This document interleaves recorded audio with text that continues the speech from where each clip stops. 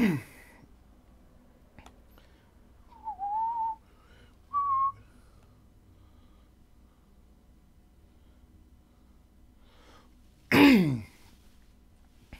drink already? Oh yeah. 3 seconds in.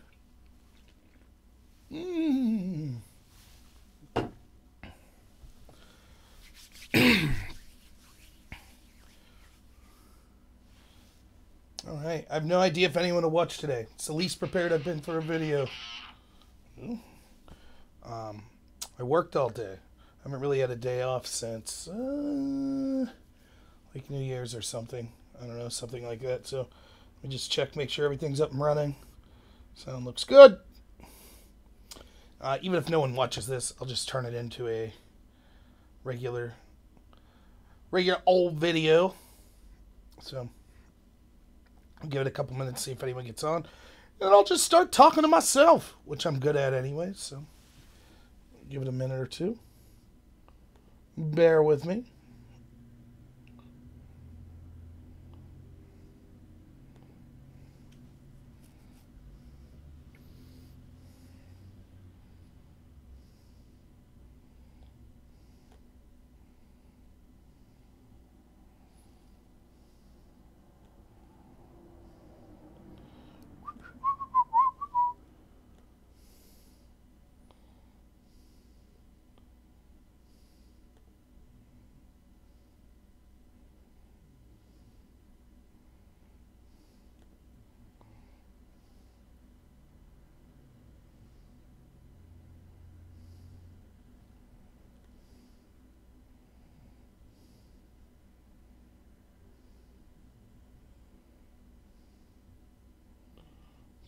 Be with you in 1 second.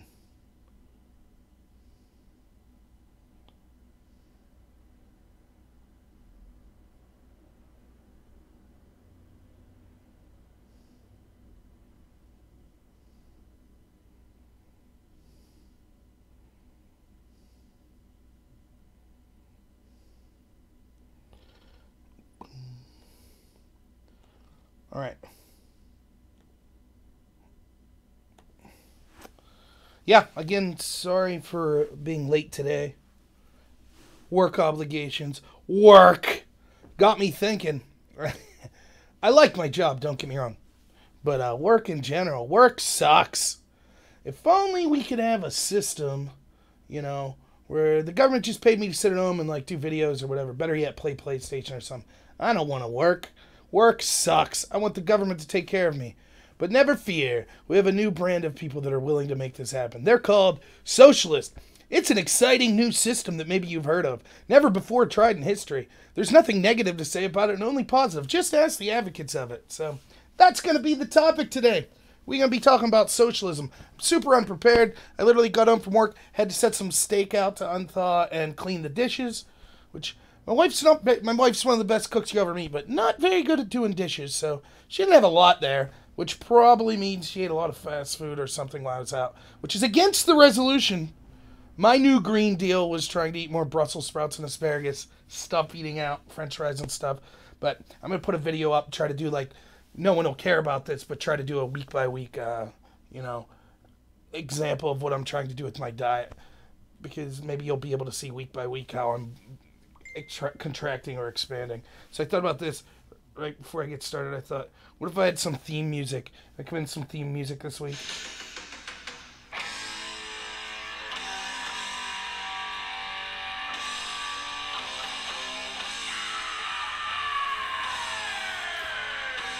You always have to wait until it gets to the hook, right? Before you come in.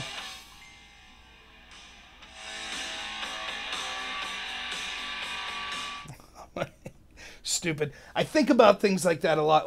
I think about situations in my life, what song I would want playing. Let's say, hypothetically, there's some situation where I'm walking out to my death to be a hero, so I'm about to confront, I'm coming out an alley and walking onto a main street to confront, 500 people, but I'm going to, save the country or my family or something like that. What song would you want playing then? Or I'm about to become, I'm the nominee for President of the United States, and I'm about to walk out to give my speech at the RNC, or maybe DNC, or maybe some exciting new third party. What song do I want playing? Of course, in today's world, they would find something wrong with the person that wrote your song or something, and then you'd be labeled a bigot or a racist based on something on that. But I think about things like that a lot because I'm an idiot. So, yeah, not very prepared today. I wanted to talk about socialism, and there's a reason for this. We have the incoming freshmen that come in. One of them's Ocasio-Cortez. Now, look, I don't think that she's going to be the leader of the Democratic Party. But the media is pushing her like she's this fresh new face, and people in the Democratic Party are doing the same. And not only that, I think she is indicative of the second wing of the Democratic Party. I think there's basically two wings, as maybe if you've seen some of my videos, you've heard me talk about. The first wing is kind of the old guard, the neo-lib, Pelosi, Feinstein, Hillary, Schumer type branch. It's this kind of neo-libertarian that's big into corporate donors. They're basically just the neocons, basically the same thing. Never saw a foreign war they didn't like. They want to have these foreign invasions. They want to accept money. They're the party of the extremely rich and the very poor. They want to keep people, in my opinion, dependent on government programs. And maybe for benevolent reasons, but I think that's what ends up happening. And then you have the more progressive, like socialist wing of the party, which is even more into things like identitarian politics, which is into socialism, as we'll get to, more government control over things like gender-based equality of outcomes, like as we'll get to in some of this. And so I think those two wings will eventually clash. I don't particularly like either wing, obviously, but at least there are things I could see on the progressive socialist side of it that I can agree with. For one, I think that a lot of those people are truly anti-war, which is something I'm with. They're truly anti-establishment. They don't like the fact that the two-party system at the establishment level has basically been the same party. So I get that. And I get, like, just like, I think they would get, like, if they're honest, oh, I get why you voted for Trump. It's the same reason I supported Bernie, because we're tired of the system. Now we have vastly different solutions, but I think we're agreeing on a lot of the same problems. So I'm trying not to, I try to keep that in mind. Now, having said that, I come off as very snide, and I'm very satirical and things like that, so it'll sound like I'm bashing socialism a lot here. And I am, because I think the ideas are terrible. But I'll try to say that, I'll try to keep reminding myself that most of the people that are advocating this aren't doing so for malevolent reasons, not to be evil, but because I just think that they're misinformed or they're ignorant of the situation. Now, and the last thing I'll say before I get started into this, by no means am I the end-all, be-all on, I'm not claiming that I know more about capitalist system and socialist systems than, you know, some of the people that study this for a living. But I will give you my honest take on it. So, why does this come up? Well, if you saw one of the last videos I did, it had to do with Ocasio-Cortez's Green New Deal. Now, this is something that's been batted around. It sounds good, right? Like, it's one of those things, it's like, you know, the Liberty Bill or the Bill for Life, Bill for Equality or Diversity. Okay, yeah, all that sounds good, but what's in it? So we've been hearing this a lot. Oh, we need, you know, climate change. We need a Green New Deal. The Green New Deal is going to be great. It'll take care of everything. It'll be fantastic. You know, and you're like, what's in it? And I even, like, argued, well, not argued, wouldn't be the word. I had discussions with some of my friends, some even on one at least on this channel, where it was like, what does this entail? What are our ideas for getting to renewable resources? We either have to, the only way renewables will work is that we either artificially make them profitable by pumping them up with subsidies, or we use fossil fuel taxes to artificially increase the price of fossil fuels. Because you need innovators to develop these technologies. We don't have enough renewable energy right now to be able to sustain this country. So the way we go about doing that is we have to have people innovate new technologies or better ways to make those technologies more accessible to more people, and they have to be cheaper. No one's going, for example, to use, let's say you come up with something like hydrogen fuel cells. That's something they used to talk about a lot. Let's say that somehow that's a green technology and they come out with it and it would be much better for the environment. People still aren't going to use it unless it's comparable in price with the fossil fuels. In other words, if I can go out and get gas for $2 a gallon, I'm not going to pay $15 a gallon for a hydrogen fuel cell because it helps the environment more. It's not going to happen. So you need to find a way to make that tech profitable. So that's been the issue. And when you ask, like, well, what's going to happen? And they're like, oh, no, we're not going to trust us. It won't hurt the poor. Like, the poor is not going to have to pay more for fuel prices. It's just going to work. You're not going to have to pay more for taxes. Trust us. It'll just work. So anxiously you await the details. And sure enough, the bill came out that they're going to be pushing forth for the Green New Deal. And I did my last video on it, so I'm not going to talk extensively on that. But suffice to say, it's a nightmare. It is one of the biggest pieces of not only unattainable and utopian, but draconian government overreaches, basically the end of personal liberty. It is full-blown socialism. And that's what got me wanting to talk about that. Like, they're talking about the bill would be signed in 2020, theoretically. It would lead to the end of greenhouse gas emissions, fossil fuel usage within 10 years. We would have to totally revamp the entire infrastructure in the United States. They would even go to individual houses, our government would, and make sure they're all set up for energy for comfort, which I would mean access to things like, what does comfort mean? Well, I guess it would mean appropriate heating and cooling, like air conditioning. Why would you even use the word comfort? It's so subjective, but that's the word they chose to use. So our government's not going to, it'll be nice. I look for them to come into my apartment and give me some free air conditioning. It'd be great. Because all the stuff's free, by the way. It won't cost money. Money, please. Everything's free. Oh, plus free Medicare for everyone. Oh, and by the way, free jobs for everyone who wants them. At living wages. Yep, and free training for those jobs. Oh, and by the way, maybe you don't feel like working. That's cool. Universal income for everyone as well. It's all on the plan. And racial justice, like outcomes that ensure that policies that ensure the outcomes between races are evened out. So, you'll now be judged based on your immutable characteristics like your skin color, your gender. That's how we'll decide how much government assistance you get as far as because the entire economy is going to be flipped upside down. You will need assistance, trust us. And this is all going to happen in 10 years, by the way. This is programs you'd be talking about that maybe if you really worked hard at it, you could accomplish in 50, 60 years. But we're going to get it all done in 10. No problem. It's just unbelievable. It would be the total government control of our economy, our energy, all the energies we'd be allowed to use, all sorts of things in our way of life, the jobs that you work. It would be totally controlled by the government after this. So it's a nightmare. And so it gets you discussing. So I'm on the website Above Top Secret, and you start discussing look, this is terrible. This is socialism, and people, there's kind of two ways I want to go with this. People kind of make all these arguments. You now have people flat out defending socialism or saying that, well, okay, maybe this plan's a little over the line, but its heart's in the right place. No, it's not. Every single, we look at Mao's China. Do you think that Mao thought, I'm an evil person? No. He also thought that he was doing well. He thought he was coming from a good place, as did Stalin, as did Trotsky, as did the Bolsheviks. They all think they're great people.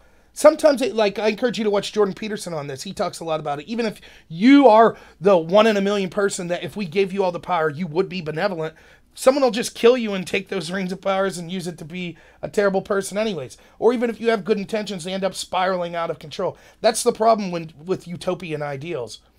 And I've had people say, well, maybe this was just a good bargaining chip for Ocasio-Cortez. Start off with a lofty goal and then, start off saying, we'll do all of this within 10 years and then, compromise down to okay, 15 years.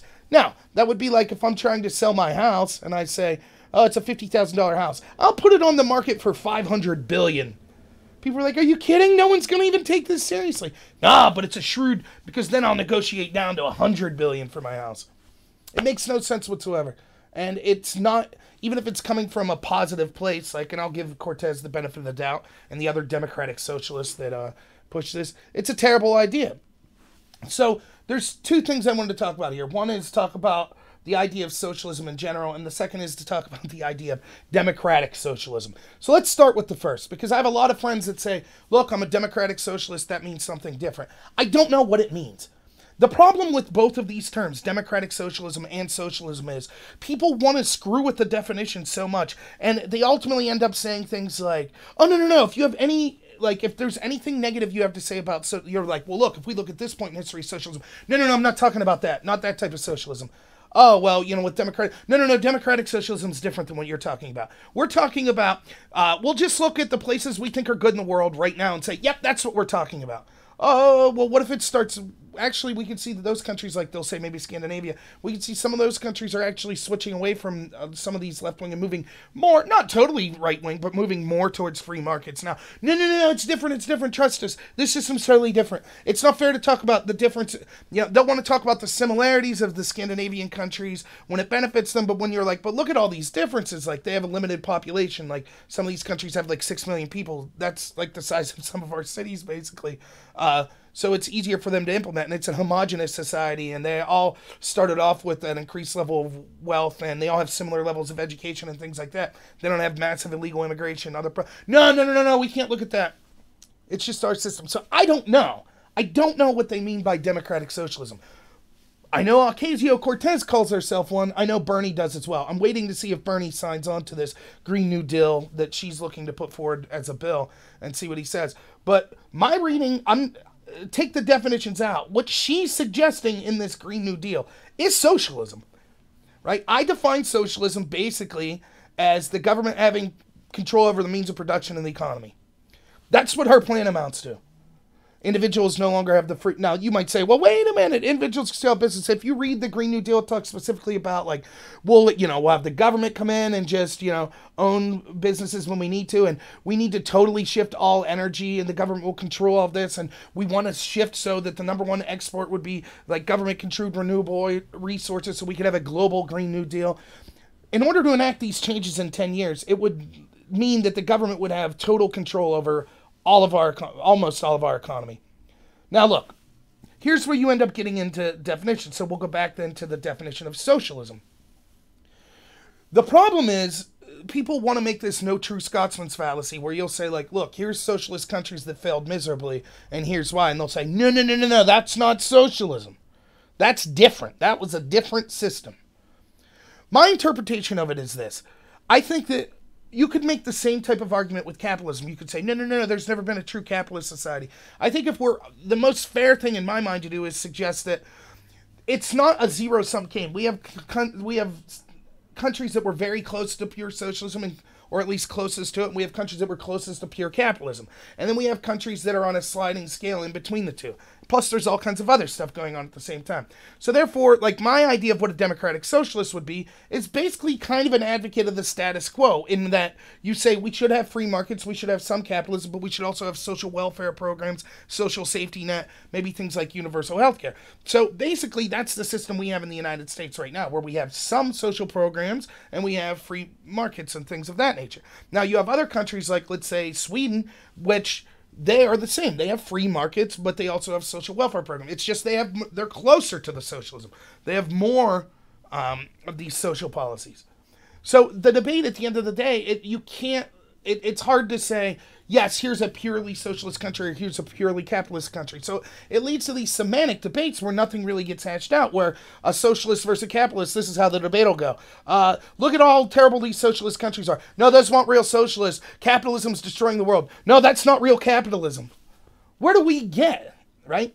So my interpretation is, in general, there seems to get to a point where I think once you give the government more control and where they start to get more control than the free markets have, or individual liberty has, that's when things start to turn.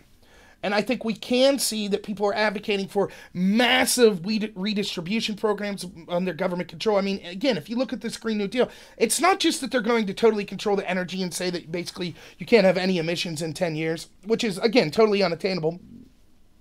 So what's that mean? What if you start having emissions? Well, then you go to jail because you're using an inappropriate fuel. That doesn't sound draconian. Or what would it be? You're fined? What if you don't pay the fine?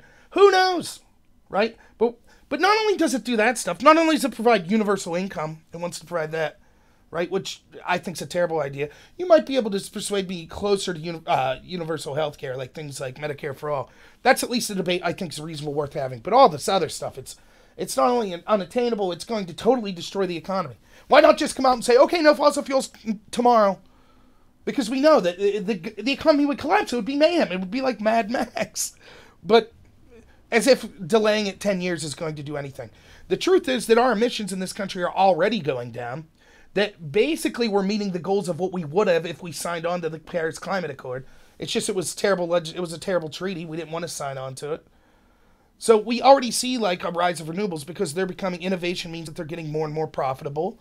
So we're going to start seeing more and more in different types of renewables that will gradually be able to go into the energy grid, that will gradually be able to slowly replace things like fossil fuels. But that gradual change will give people enough time to make sure that the economy doesn't collapse, that there's massive collapse of certain industries that would lead to all sorts of joblessness, and to the point where we would need government to basically take control over all of our lives.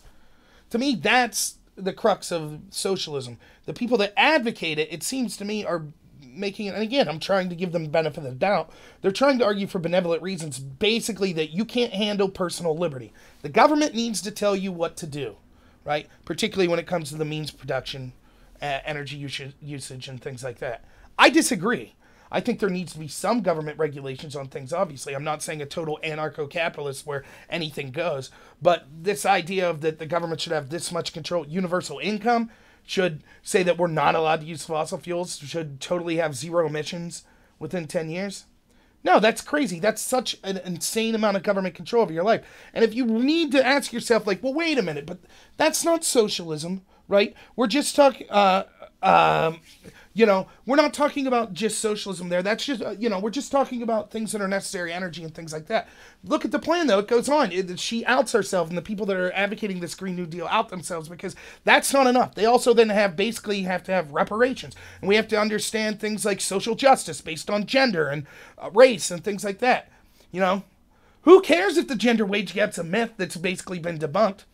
No one cares about that, right? It's just the narrative's all that matters. Equality of outcome. And again, once you start talking, everyone in their reasonable mind should be for equality of opportunity, which is there should be no laws prohibiting people from going and doing whatever they want that's based on race, gender. We actually do have that. The left, like programs like affirmative action, are things that actually, if those are enacted as law, that actually is things that are affecting equality of opportunity. Like we see at Harvard, an Asian student has to get like X number of SAT points higher than like an Hispanic student to be able to get in. And that's all done in the name of racial justice. I'm sorry, but punishing or rewarding people based on their race is ridiculous. Same with gender, same with sexual preference, period. Now, if people in the private sector want to do that, fine. But our government should not be getting into that game. It's a total mess. Things will never, and you might say, yeah, but historic oppression of certain communities, and yeah, that might be true, and that's terrible. But look at in your own life. If you sit around wallowing your life saying, like, well, I had a bad upbringing, so I'm entitled to something. Your life at the end will end up poorer than if you just said, yeah, I had a bad upbringing, and despite that, I will achieve. I'm not asking for an extra handout or specific policies because of my poor upbringing. You just deal with it and you get better. I know that's easier said than done. Life's not fair. I agree. I'm very lucky. I'm very privileged. But I certainly wasn't wealthy growing up. So a system that would, if you looked at it just based on wealth, I would end up far better in that system if you were like, wow, this guy grew up pretty poor. But I don't want that. I don't think that should be the way things are handled. Those policies always lead to vindictiveness. It leads to collective guilt. It leads to collective punishment. It leads to tribalism. That's terrible. We're all Americans. I don't care your skin color. Now, yes, again, as private individuals, do what you want. I get it. But it's not the role of the government to be making these policies. So we have this socialism now that's being presented in this Green New Deal that's like, now the government's going to come in and massively. How do we know which communities are going to get? Because now we're going to rely on the government for all of our energy, right, to get in and make these transitions. They're giving out jobs, livable jobs. And where do these resources go? Well, they're going to be given out based on things like your race and your gender. And if you've been historically oppressed, or maybe if you're LGBT or you're transgender. Does that sound like what we want? You don't think that's going to lead to animosity and tribalism? And so then we'll have a system where each of these races will then be going to their government masters in this system of socialism saying, no, our group's the most aggrieved. We need more resources. It's absolute insanity. So, like, it just goes to show you how this idea of socialism that's being put forth is just madness, according to me. According to me. Of course, according to me. According to who else? Stupid. But, so anyways, so that's where my question begins. It's like, what is the difference between democratic socialism and socialism? I think if you're advocating for this Green New Deal, then you're a socialist. Now, we could take the semantics out of it. If you say, no, that doesn't make me a socialist, it makes me a democratic socialism.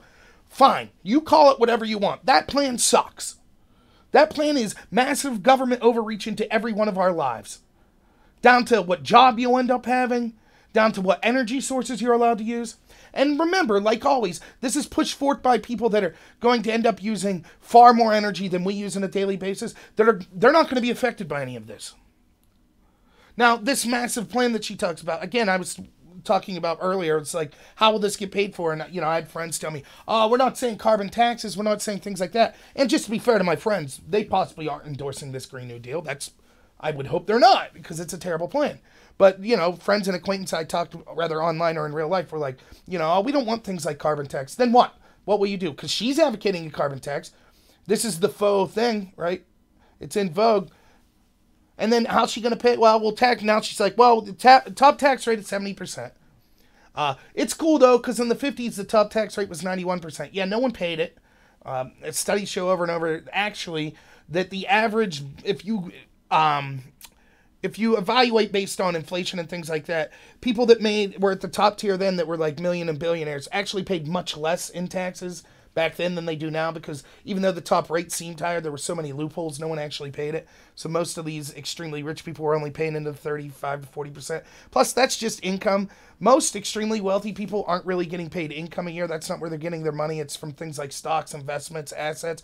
Those are capital gains tax, which I'm sure, I don't understand why that's not talked about more, but those are actually taxed at basically half the level of income, which is kind of just, to me, that would somewhere that I think the left could actually make some hay, that I would be willing to listen to them. It's like, isn't that kind of just a tax on those who need income to survive then, which would basically be the, working class? Yeah, I agree.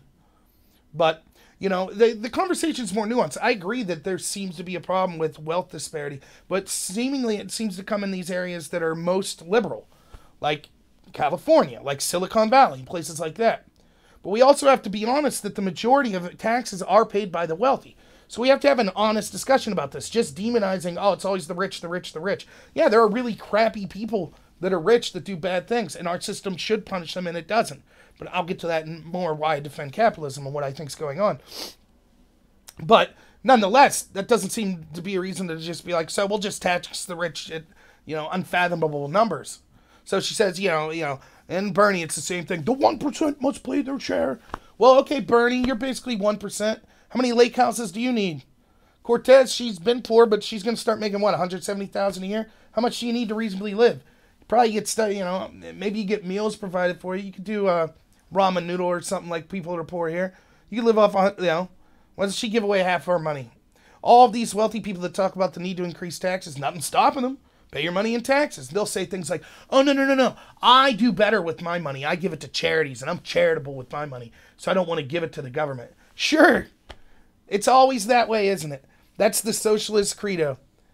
The amount of money I make is good. Now, everyone right above me are evil, crappy people. It's just utter nonsense.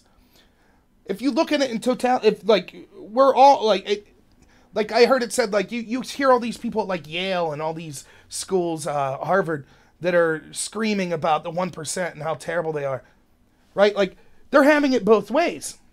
First off, they are the 1%. They're going to the most prestigious school in the country. To get there, the chances are their family is very wealthy, or even if they weren't, these people will be wealthy once they graduate. They're young. They're the 1%. You take that, right? And what advantages then to the people that aren't the 1% have? Well, they get to, they get the feeling of complaining about not being in the 1%. Well, that's not, it's not good enough for these people to just be 1% and wealthy. They also have to take that other part. They have to pretend to be virtuous by complaining about the 1%. So they get the best of both worlds. They get to feel the goodness of feeling like a victim, and they get to actually live the privileged, prestigious life. And I saw this all over the place. You talk about the 1%, like people would, in debate, people would say this to you. Why don't you acknowledge your privilege? You would hear that because I'm a white man, so that would be said. Why haven't you acknowledged your privilege? Yeah, I'm privileged. Why haven't you acknowledged yours? Oh, yeah, we're privileged too. Look, if you're born in the United States and you're alive at this point in time, you're already the 1% of the 1% of everyone who's ever lived on Earth. Just being in the United States right now, even if you're poor, probably puts you close to the top 1% of all people on Earth. If you have access to a computer right now, then you're already in the upper echelon of that group. If you have good health, and things like that, then now you're really in the upper echelon, So what we're really arguing about is, well, you're 99.99997% privileged out of people in the world, and I'm only 99.9996% privileged. So you're crappy and you're unethical and you need to acknowledge that privilege. I don't need to really do anything to acknowledge my privilege, or I'll do it in passing, but we need to focus on that 0.00001%. That's the important thing. That's the type of ideas you get from socialism. That, like, there needs to be justice, that the wealthy need to pay more, but it's always just those people slightly wealthier than you. It's never you. You know, Al Gore flying around in a jet's never a problem. It's always the other people. Same with Leo DiCaprio. You know, all the politicians living in gated communities, never a problem. It's always your problem that you want a gate or a wall. It's constantly. They always prescribing big government solutions for all the little people. Now, we're different, though. You know, we're elites. We're different. And it just gets tiresome. So anyways, back to socialism then in general. You start to see these policies, you're like, whoa, this is really dangerous. We're talking about this Green New Deal. I thought that the debate was over. I thought that socialism lost. And if you look at the history of it, I think if you've heard me talk about cultural Marxism, my reading of it is this, that basically you had this big debate going on all through like the 40s, 50s, 60s in the West with academics that were discussing which system's better, capitalism or socialism. And you had tons of academics and even newspapers like the New York Times in the United States and other places in the West that were defending the socialist system, kind of the Soviet type system or the Chinese type system. And then you had all sorts of stuff come out, and I haven't read the book yet, but I really want to read it. But one of the famous books that came out was by this man named Alexander Solzhenitsyn called The Gulag Archipelago. And I've seen a lot of people talking about this book and have some idea. And basically what it was he was a person that was basically rounded up in the Soviet Union and had like one of their education camps. And he basically, this was his work while he was there and things that he realized. And just the horrific stories that he told and other information that started coming out, because it was hard to get information, like unbiased information coming out of the Soviet Union and China because of the nature of the conflict we were having. And so once the information started coming out, I mean, you hear horror stories like things got so bad, they rounded up, they went in the name of, let's see if this sounds familiar, you know, the rich need to pay more. So the Bolsheviks would go into communities and they would say, hey, they'd go into a little town and be like, you know, maybe a town of 100 people, and there were 3 people that owned farms in that town. Not big farms, but just enough to make a living, and they employed some of the people in town. So they'd get the dissidents in town and be like, hey, it's not fair that that guy owns that farm. That should be all of our farms. Why does that person own it? And they'd be like, yeah, you're right. That's not right. Well, maybe they owned it because for generations they worked hard. But again, we're not talking about extremely wealthy people, just the rich of that town by comparison. And so they would the Bolsheviks would convince the people to rise up. And the people that owned those farms, they called the kulaks. So they took the kulaks and they either killed them or raped them, or they sent them off to like Siberia, and they took their farms. Sound familiar? The government took control of the farms. They need to own the means of production. That'll work, right? What ends up happening? Well, millions of Ukrainians starved to death is what happened. To the point where it got so bad that apparently you actually had people, like the government issuing flyers that said, remember, it doesn't matter how bad it gets, don't eat your children. That's the system we're talking about. Now remember that when people talk about the difference between how horrible capitalism, how horrible Soviets are. How many people ended up dying? Their own people, right? Not wars that they invaded other countries. In the Soviet Union, the number seems to be somewhere around 50 million, and in Mao's China, it was like 100 million. We're talking own people murdered, starved to death. But we're unsure by tens of millions in both situations. Just goes to show you how that's even worse, right? Just incredibly dark these areas were, and incredibly shady, and just some of the most miserable situations you could ever think of in life. That's what we're comparing against capitalism. And once the information came out, it was so damning to the people that lived through it that the debate was over. And so the socialists went away from now. They came up with cultural Marxism instead of just the proletariat versus the bourgeoisie. Now we could define you by any group. There's always an oppressed and oppressor. Okay, let's go by race. White oppressor. Other races oppressed. Gender, male oppressor. Others, female oppressed, etc. You can go down, and that's what you are now. You're just a collection of groups. You're not an individual. You're a collection of groups. That's another thing that socialism leads to. No individual liberty, right? Things like private property. That's why they could be eschewed. Now again, I'm not saying that Cortez's plan is total 100% socialism. I'm saying it's close to it, and it's what it would be leading to. But there's sliding scales of everything. It's hard to say this is 100% capitalism or 100% socialism, particularly because people that even advocate their own systems want to change the definition so much. So that's the danger you're getting to. So when we're comparing these two systems, you see just how dark and devastating that was. One of the worst things you can imagine. Yet now the debate's back. And what I find interesting is you would see for years people would be like, whoa, this might lead to socialism. And originally the argument was like, oh, please, we wouldn't advocate socialism. No way. Like, that's absurd that you would even say that. And then it was like, look, this isn't socialism. It's like democratic socialism, which is totally different. That's not socialism. Like, we're not saying that. And now you see people just outright like, yeah, fine, socialism. It's a great system. Absolutely great. And you're like, how can you say that? The evidence is so stacked up against why it's a bad system.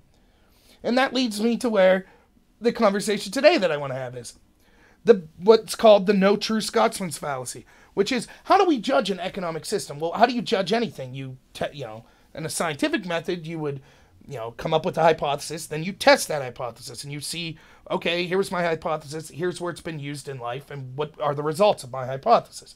So in this case, we test the hypothesis, capitalism's the better system, or that socialism's the better system. So let's look, the best thing to do would be to look when these systems have been implemented.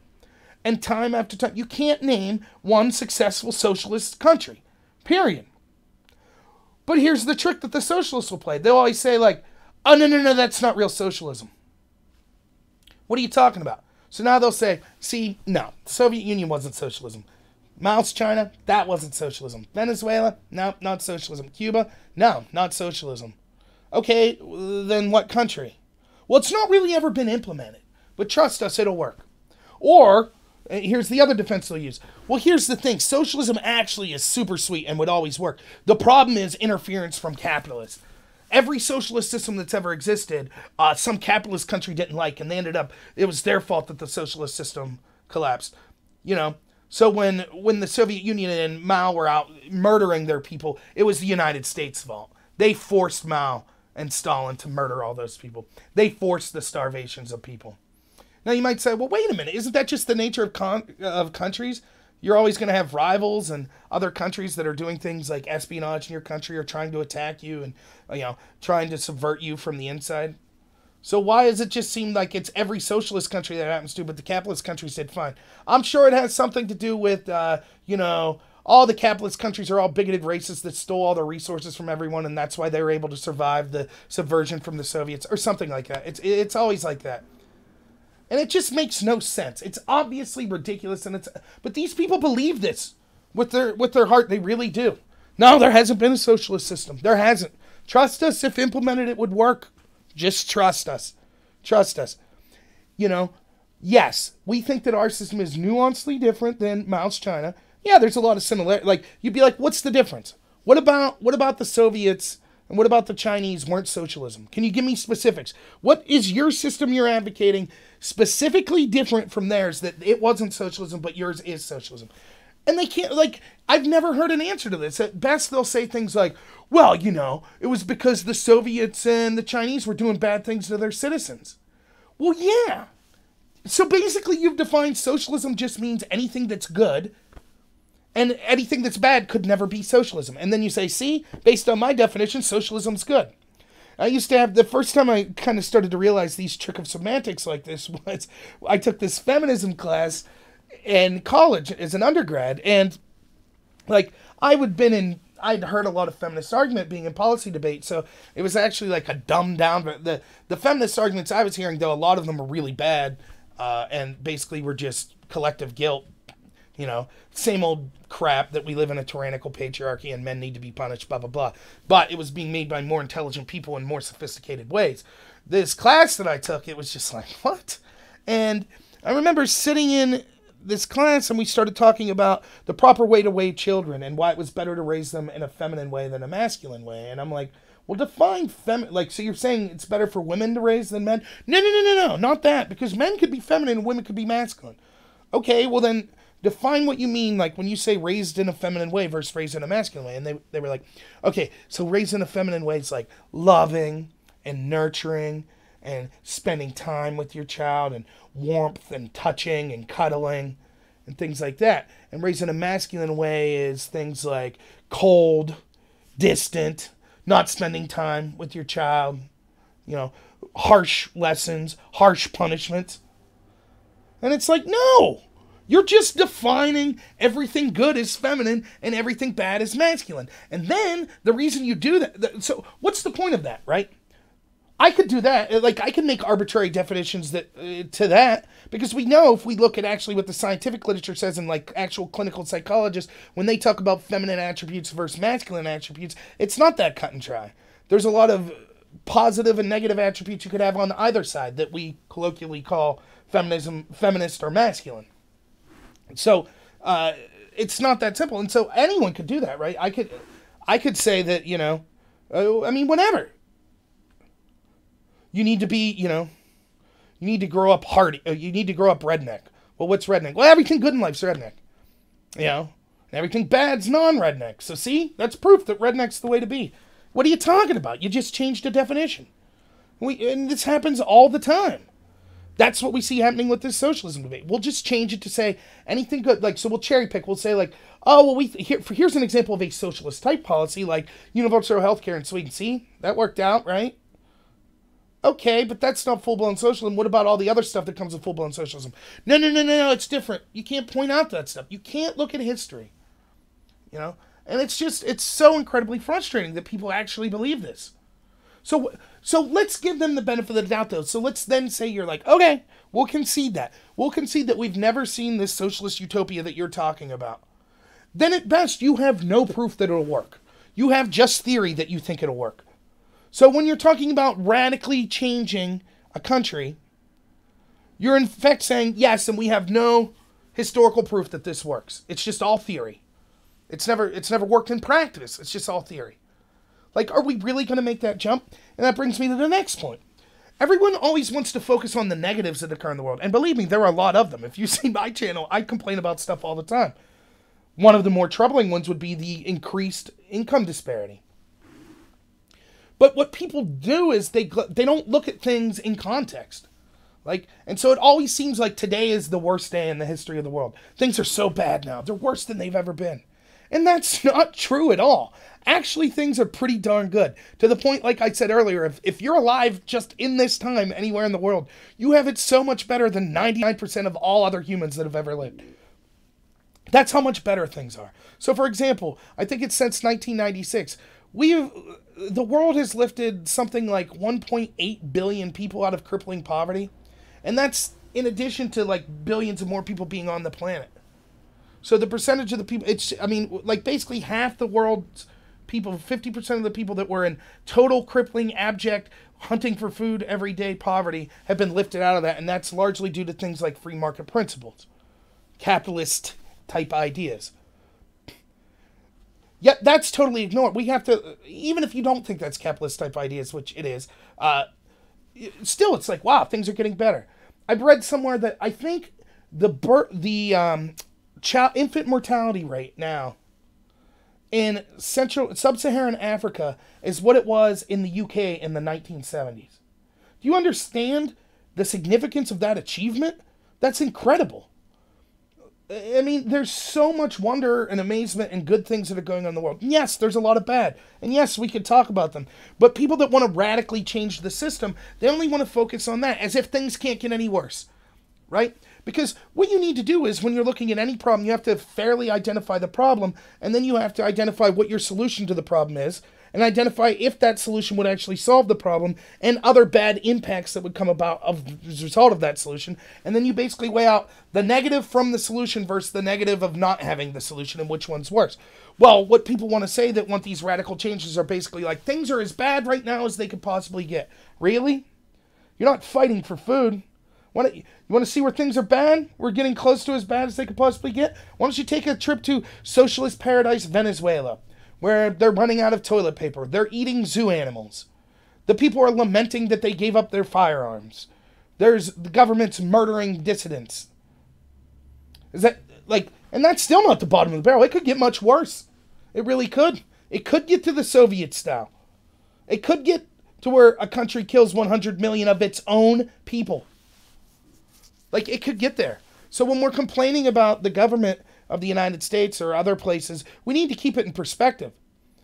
That doesn't mean we shouldn't seek to achieve change, or we always should be. That's useful. But to just be like, oh, no, capitalism failed. Look how it failed. Now let's go with socialism. One, you haven't even identified that the problem is capitalism. As I said, I actually think that we have a nuance. We don't have a pure capitalist system. Nor do I think a total anarcho-capitalist system would be the way to go. But clearly we have some kind of mix of capitalism and socialist-esque policies where we have social safety networks and things like that.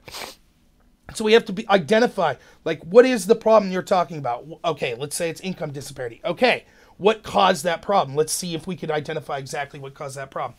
Now, once we are fairly do that, what is the solution to that problem? What are the potential problems that come along with that solution? And then ultimately do our best to be fair about all that and come up with potential solutions to be able to solve that. But just say, oh, it's all capitalism, it's all rich people, it's all their fault. You know, it's the same as people want to say. And again, it makes sense that you see this weird immersion of like postmodernism and the idea of cultural Marxism with the advocates for socialism. Because it goes hand in hand. Though postmodernism's a different can of worms, which I won't even get into right now. But that's why you see people like you see groups like feminists, right? Well, the society's so bad right now. It's a tyrannical patriarchy. You know, it's everything's just, the entire history's just been men fighting women and men keeping women down. And now we're starting to move away from that. We need to, you know, look at these classes. Look at what's taught on campus. We need to radically change the country and the world and tear down the tyrannical patriarchy. Well, what does that entail? That's everything. That's all of our systems. You know, they want equality of outcome for everyone. So we can't, you know, they want basically, and you start to see them, all the decisions. They want to take away personal freedom. They want to flip the script. You know, a lot of them want to punish men. They want to set up this tribalism. That's what they want. And it's like, well, wait a minute. Let's honestly, you just assert, oh, it's a tyrannical patriarchy. Things are so terrible. They're not really that bad. You're talking about like throwing a Hail Mary pass, radically shifting everything that's done in this country or in the world. What about the consequences that could come from that? It doesn't matter. Things are as bad as they could be right now. Everything's just a tyrannical patriarchy of men keeping women down. Well, that's ridiculous. Anyone who's fair-minded would tell you that. Things aren't as bad as they could be. In fact, things are pretty good. Even if you hate Trump and you think he's driving the country in the wrong direction, things are probably still at this point in your life pretty good. Especially if you're one of the 5 people watching me right now, right? Things are so good that you can watch some fat guy with an orange shirt and a couch ramble on about socialism. That's pretty good life, you know? Maybe a boring life, but pretty good. You know, it's the same with race-based policies, right? Everything's racial. The only reason that the West is doing good is off the backs of slavery, and we need to go back. You know, they don't want to talk about how every racial group in history, basically, or every country in history, at some point or another, tried to use force or behaved in unethical manners. It's just, you know, it's just one, we're looking at it just oppressors versus oppressed. It's real simple. You know, this group, white group, they're always the oppressed. The United States or the West, it's always the oppressed. The other groups are always the oppressors. Well, wait a minute. Like here, let's look at like when these other groups were oppressing different groups that you're not. Nope, they were always oppressed. That's all that matters. That's not an honest way to look at the world. Every one of us, at first, we're individuals. We shouldn't be held to collective guilt based on sins of the past, based on our race or our country of origin. And secondly, if we are going to look at groups like races or genders or countries of origin, things like that, and we're brutally honest, we could see that, again, it's a sliding scale of each group has been both oppressed and oppressor at time. Just like every individual has been both oppressed and oppressor at time. You may feel like you were bullied in high school, but maybe if you honestly look at it, maybe you were doing some bullying yourself. Maybe of your parents when you went home, or your little sister, or other people at high school. We all, you know, that's the way things are. We all have been both good and bad. We've all been on the side of powerful affecting us in a negative way, and us being more powerful than other people and affecting them in the negative way. Even at the lowest levels of power, those relationships still exist interpersonally, dynamically. No one's without sin, in other words, and no one's totally evil, basically. Though you can get closer to the latter than the former. But you know, you see what I'm saying. So, like, this idea of socialism, that's another example where it's saying, you know, we need to totally, radically change this system. Are you really willing to do that? And you start to see, like, what the policies that lead towards that, right? So you start off with this benevolent idea, which, like, you know, take something like climate change or income disparity, and you're like, we need to solve that. It's going to be such a huge issue. And so we need radical change. Well, what do you propose that radical change? Well, we need renewables. Okay, so what are we going to do? Well, in order to make renewables profitable, we will massively increase gas taxes and ensure the prices of fossil fuels, for example, are through the roof. This will ensure that less people drive, there'll be less emissions, and it'll provide an economic incentive for renewables to come in and fill the market. Sounds sweet, right? Sounds like people would love it. Well, we basically saw that experiment play out in France. How's that going? Those people still partying with yellow vests in the street, huh? Turns out paying $9 a gallon for gas isn't what the working class people want. And it always turns out that these solutions are always the poor and the working class end up paying more.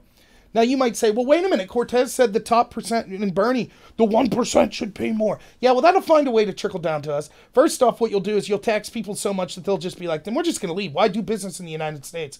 We're just going to go elsewhere. Secondly, they'll find a way to make their employees or the people buying those products, they'll pass those taxes along to them. We know that's what will happen. So that'll mean less money for employees. That'll mean less money then from those employees taxing, etc. Now, I'm not saying that means that we shouldn't have a progressive tax bracket. Of course we should. But like when you're talking, you have people with a straight face rate, 90%. After you make so much money, 90% of your money will be taxed. Would you work? Would you, like, let's say you've worked 7 months and you're like, okay, I'm happy, I'm making money. And now it's like, boom, you hit that marker. It's like, okay, 5 months left to go in this year.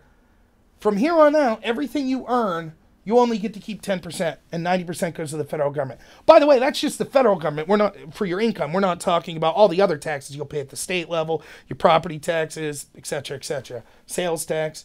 Would you keep working? You would either A, move and be like, this is absurd, I'm not going to work for 10%. Or B, you would be like, all right, I'm just going to relax. Call me when the new fiscal year begins. I'll start working again. And who does that punish? It's going to hurt the people at the bottom the most, because that's less taxation than to use for programs that the government's getting. That means that the labor that would have been being done by these people isn't going to be done, which means that's less productivity going on in the country. But people don't want to look at that. They just want to take this super simplistic view that's like the rich are bad, they're evil, tax them. But it doesn't work that way. And then when you start implementing like these taxation policies, it almost always ends up then, it turns out the middle class is going to get taxed higher too. I remember watching this video of Bernie where I think he was debating Ted Cruz actually. And it was about healthcare. And he was kind of advocating his, 1% pay for the universal healthcare. I'm really bad at impressions. I apologize. But he's doing that shtick, right?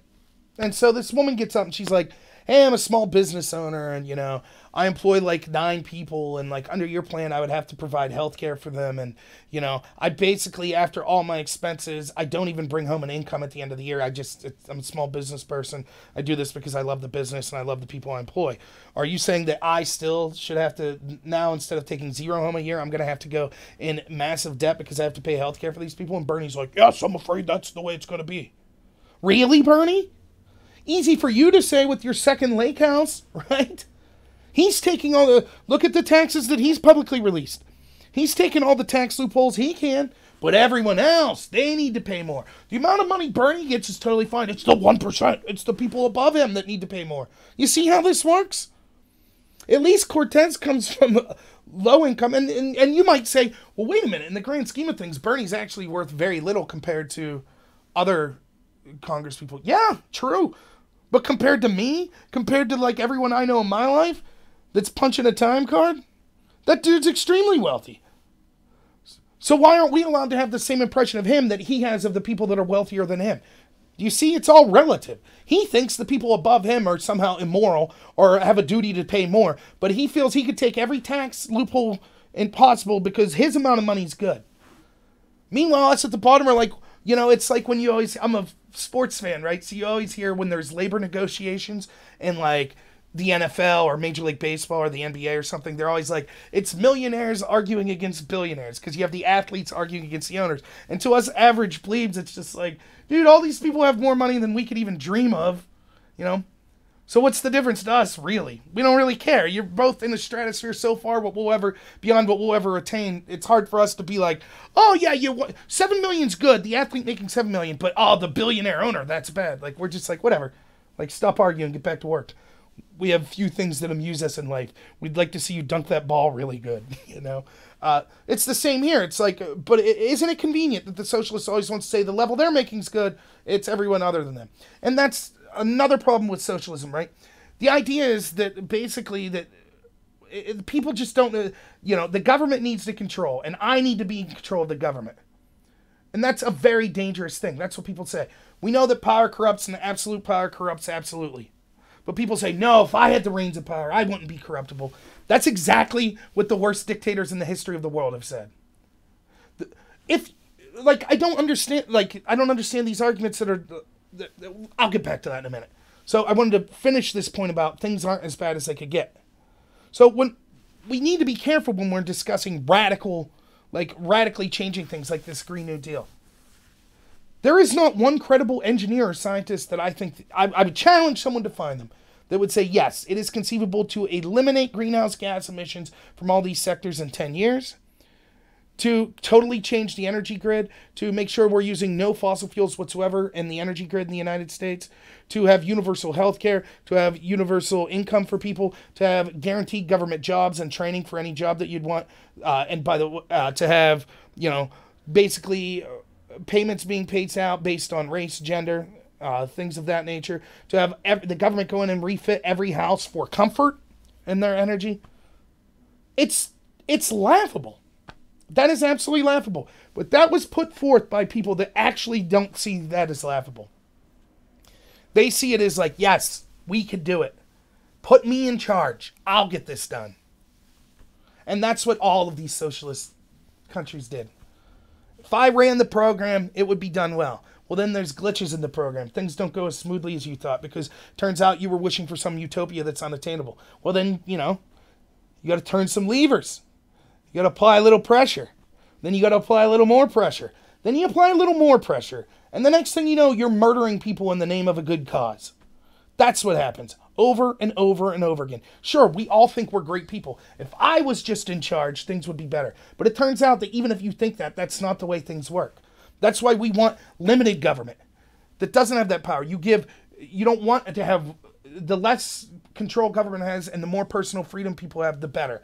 Those systems seem to end up the best. That's why the idea of the United States that focused on the liberty and personal individuality was the greatest country in the history of the world. That's what makes it great. The focus on the individual. Socialism's back to the focus on the collective. Put you in tribal groups. It's not going to work. It'll end terribly. It'll end with death and destruction. Even if it is in the idea of a good cause. So we need to look at those potential impacts and how bad things really are today before we make these kind of rash judgments. Just having good intentions isn't enough.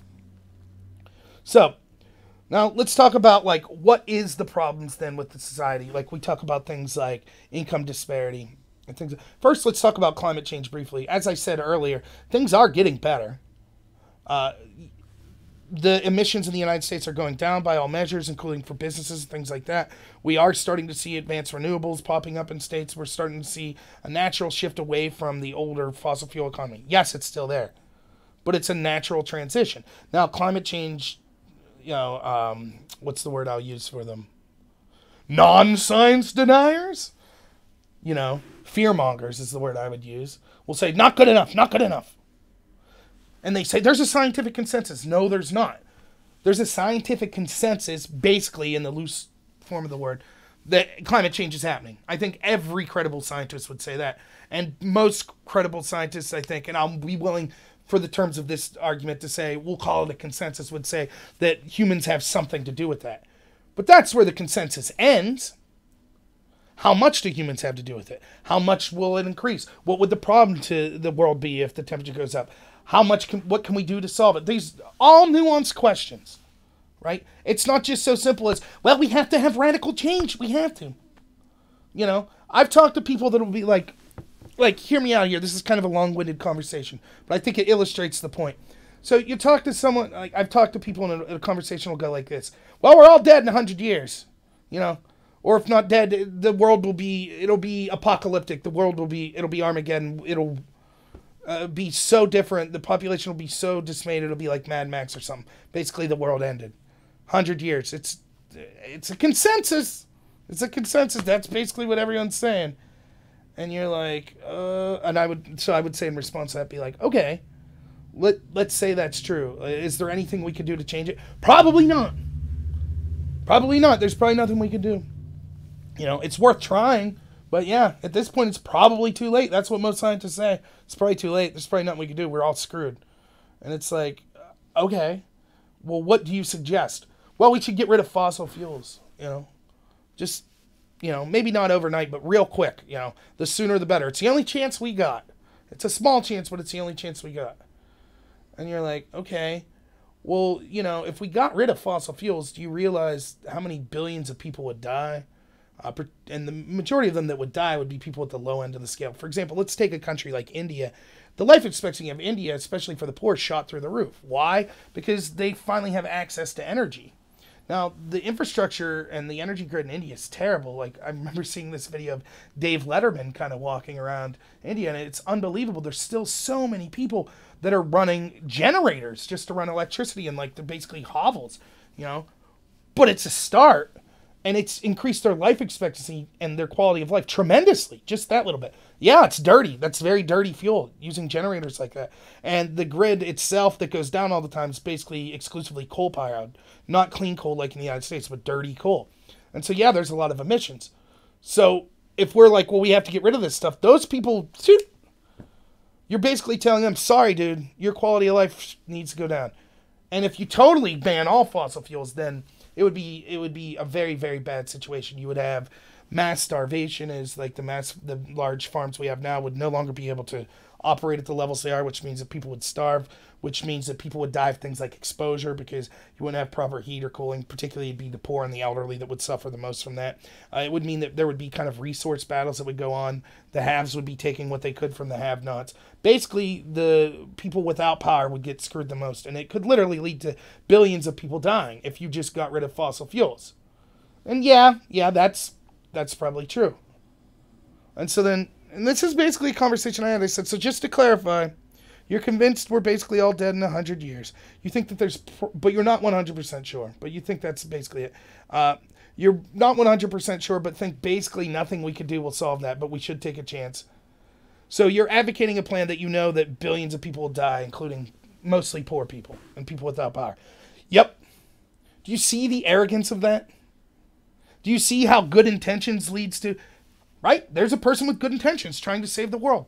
Now, if they were in charge, billions of people would be dead tomorrow whenever they enacted this plan. But it's all well-intended. It was all to save the catastrophe is going to be so bad that we have to crack some eggs. That's just the way it is. Like, that's what happens in these socialist systems. Once you have the government saying, we need to control all of this stuff, we need to control what types of energy we're allowed to use, we need to control the economy, we need to, have race-based justice or gender-based justice or LGBTQ-based justice. We need to properly, everyone needs a universal income, this, and this, because the alternative is, it's so bad that we're all going to die, it's going to be catastrophic. And so, anything that gets in the way of us implementing our plan, well, we could justify getting it out of the way, using force if necessary, because the alternative is so bad. Well, how do you know you were right? What if it turns out 100 years comes and goes and that didn't happen? Oops, sorry about those billions of people. Our bad. What if it turns out that all your fear-mongering from the Bolsheviks about how the bourgeoisie was going to crush the proletariat was a lie? Oops, sorry about those 50 million that died. Our bad. Now, is that to say capitalism's perfect? Absolutely not. There's tons of problems. We could focus on individual problems, but it's more than just capitalism versus socialism. It's individual liberty versus government control.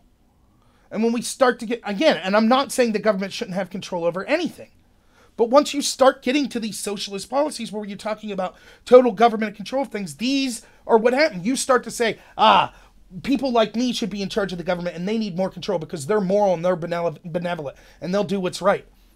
And with those good intentions are laid the groundwork, to all sorts of atrocities that occur. That's why siphoning the power from the government and spreading it out to more to the people is a better idea. Now, let's take a look at income disparity. I agree this is a very important thing, but there's a lot of things to talk about on this. First, let's be honest. It is a huge problem, and it's getting worse. The wealthy are getting wealthier, and the poor are getting poorer. And maybe even more concerning, I shouldn't say that. It's not that the poor are getting poor. The wealthy are getting wealthier, and the gap between them and the poor is growing. And the middle is becoming more likely to be poor. So we're starting to see kind of like what's the word I want to use? Kind of like fiefdoms or something, where the lords live in the manor on the hill, and the rest of us plebes are all their servants. They're peasants that live below them. We're starting to see more and more of a system like that. The first thing I want to talk about is, particularly in the United States, but in the world over, actually the baseline of poverty is actually increasing. So when you look at standard of living, for example, of how many people are the poorest, which I already talked about, we've lifted like since 96, 50% of the people out of abject poverty. And what does abject poverty mean? Both of those metrics are rising. Not as much as we would like to see it.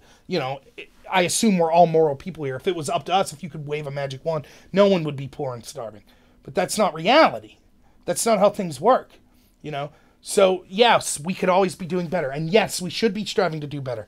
But if we look at it, it is getting better, right? So that's number one. Number two is, you have to ask yourself, would you rather then be in a society where what's more important, the gap between the rich or the poor, or how poor the poor are? So, for example, let me use my little hand chart here. Like, let's say our society here is now, like, we have the poor that's here, and we have the wealthy. It's a huge gap. I don't know if you can see it in the camera, but it's like up here, right? And that gap's huge. And so we'll implement a system that the poor actually fall, but the wealthy way fall. So now the gap's shorter. Which society would you rather live in? Now the poor have a more difficult time, but the rich are having a way more difficult time than they were. And I think there's a lot of people, Orwell talked about this, that he had this idea that a lot of these socialists, the idea for them wasn't that they were motivated by helping the poor. The idea for them was that they were motivated by hatred of those that had more than them. And I think there's a lot of people that that's true for. I think you see this, again, we could take the tool of cultural Marxism, where we see how it used to be. When Marx is talking about it, he's talking just economically, basically based on money. The bourgeoisie, which was kind of the wealthy, and then the working class, which was the proletariat. And he's saying the socialist is looking at it saying, I hate the bourgeoisie more than I like the proletariat. And Marx talks a lot about this. Again, I get this from Jordan Peterson, who I think is worth listening to, particularly on socialism, but I think he's very great in other areas. But apparently Orwell writes this book called The Road to Wigan Pier, and he's writing it basically for socialist groups in the UK. Let me just say briefly, if anyone on here is from ATS, this is a brief aside. I'm sorry for anyone for getting on. Yeah, someone was calling me names or something. Dude, I have no problem with name calling. I love it. I think it's absolutely fantastic. People aren't going to say things that hurt my feelings. It's not going to happen. I don't mind it at all. Please never feel sorry for me. The one thing that would make me feel bad is people thinking that I'm some kind of victim. I'm not a victim. If I choose, I could give as well as I get. I just choose not to on certain forums. So, yeah, people were on that site, call me names or whatever. It doesn't bother me in the least bit. So don't feel bad for me, please. I laugh it all up. I think, I'm one of these people that love the comedy roast. I think they're the best. I had friends do a roast of me in high school where they were brutal to me. I think it's hilarious. I think that actually comedy and the ability to make fun of each other is one of the things that grows relationships the most and keeps us, it could solve a lot of crap. When we start taking ourselves too seriously, then we start getting offended by everything. So yeah, that's a brief aside. So anyways, back to The Road to Wigan Pier. Orwell's writing for socialist groups in London, basically. And he's writing about the working conditions of these people in the UK that are basically working in these mines. And he discusses just how insanely, unimaginably brutal the lives of these working people are. Like, one of the stories that I heard Peterson talk about was he says that he sees this girl and he's talking to her and she's young, but she doesn't have teeth. And so Orwell asks her, like, what happened to your teeth? And she's like, oh, you get rid of them as soon as you can. Because they didn't have proper dentistry, so it was just pain and suffering to have teeth. So just take them out. 16, 17-year-old girl, no teeth. They had they'd have these long houses where you would have basically one outhouse or two outhouses that would be in the center. So you would have to walk like half a mile just to get to the outhouse in the freezing cold sometimes, and then wait for who knows how many people to be able to use this unsanitary outhouse. It was like a mile or two they had to walk to work, and you had to hunch over where basically you were almost crawling on your hands and knees, and you'd have to walk like 2 miles like that just to get to work to put in your 12-hour day and then to walk back. And people were just decrepit, disease-ridden, and basically getting nothing for their wages. And Orwell sympathized with that, as anyone would. And so, the socialists that he's writing for, this paper, loves it. They're like, yep. And the second half, that was the first half, he's discussing this. And then the second half of the book, and it's, back then they used to release book, I forget what the word they would use, but you basically released it like in chapters and papers and things like that. So I know, for example, A Tale of Two Cities, one of my favorite books, like, it was being released like a chapter at a time in the local paper. So it'd be like, it's like watching your favorite TV show. You'd be like, oh, I can't wait for the next chapter of that book come out. So that's how Orwell's writing it. So it's like, yeah, it's going good, it's going good, going good. And then all of a sudden, by the time the book gets to the halfway point, it starts coming out being very critical of the socialist, right? And what he's basically saying is, like, they're mean-spirited. They don't care at all about the poor. They're using the poor as a tool to attack those that have more power or wealth than themselves. That was his conclusion. And I think there's a lot to that. You see that in this vindictiveness, right? And like, you could always see these petty people. They pretend, and they're always the quickest, George Carlin used to say, right? Like, politicians hide behind two things, the flag and the children, It's those type of people. Now it's like, it's all diversity, equality, all this stuff. And some people legitimately mean that, and that's fine. That's great for them to say. We might have disagreements of opinions, but there are people that genuinely care. But then you see other people that you could just tell there's this meanness, vindictiveness, and it like really makes you wonder, do you really care about all that stuff, or you just hate the group at top? So what I'm saying is, you could take that from like the Marxist idea, the socialist idea, and you could apply that to the new cultural Marxism, or what people call like intersectionality, which is what I was talking before. The socialist that Orwell's talking about is just focused on economics. So they're saying they hated the wealthy above them. But now, remember, you don't have to just separate groups into money. There's always oppressed and oppressors. So it could be race. It could be gender. So when people were talking about the need to help these disenfranchised races, are they really concerned about that? Or do they just hate that race that they say are oppressors? They want to take them down a peg. And you can see it. Like, you'll be talking about illegal immigration, and the mask will slip slightly with some people, where they'll be like, well, that's karma. Way to deal with that illegal immigration. Serves you right. Remember when you took out the Indians? It's like, one, that was well before my lifetime. I don't feel I should be, or anyone should be, punished for collective guilt. Second, there are Native Americans that could be affected by illegal immigration, as well as any other groups that you would consider oppressed. Third, so you're tacitly admitting that the illegal immigration brings many problems, which is the counter argument that what people normally say, oh, it's a boon for society. You're just saying, ha, you deserve this. You deserve the punishment. That's someone who isn't concerned about illegal immigrants. That's someone who is more concerned about punishing people they feel are oppressors. And you see this a lot with feminism. Like, some of these feminists are just the angriest people you've ever seen. It's not that they care about the plight of poor women and making sure they have equal opportunity. It's that they hate men. More than they want to bring women up sometimes, they want to bring men down. Again, not true for everyone, but I think you start to see that. So when you have to ask yourself, when you're looking at these systems, right, when we're talking about income disparity, do you really want a system? If your goal is, I don't care if the poor get poorer as long as the gap closes, so the rich get way poor, let's just put arbitrary numbers to it. Right now, the income disparity is the poor have 20 and the rich have 1,000 of whatever those units would be. And your argument is, I would rather the poor have 5, but the rich have 200, because that brings the rich down a peg. That's probably indicative of a person that doesn't care as much about the poor as they hate the rich, or so we have to be honest with ourselves when we're talking about income disparity. Now, having said that, I do think that you can't just, the evidence seems to show to me that you can't just say, well, as long as the poor are marginally getting better, then nothing matters with income disparity. My dog's rooting beside me. I'm sorry. Annabelle, I'm trying to do a video.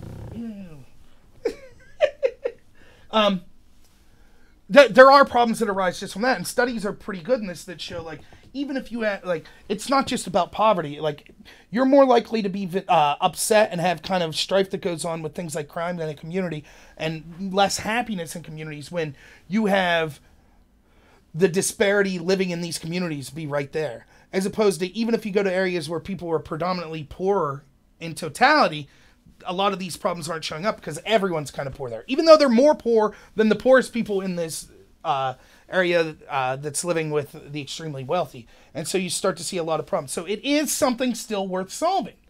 But we have to be honest about it.